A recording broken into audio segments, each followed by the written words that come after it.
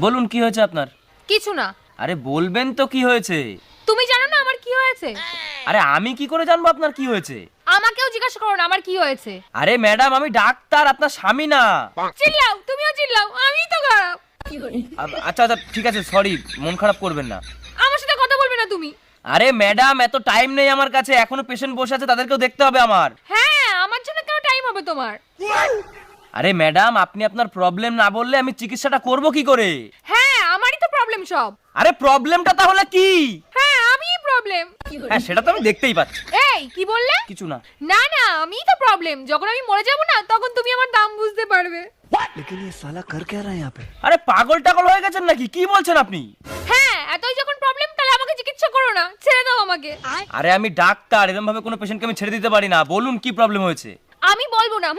কেন বলবেন না? কারণ তুমি অনেক মহিলা পেশেন্টদেরও দেখো।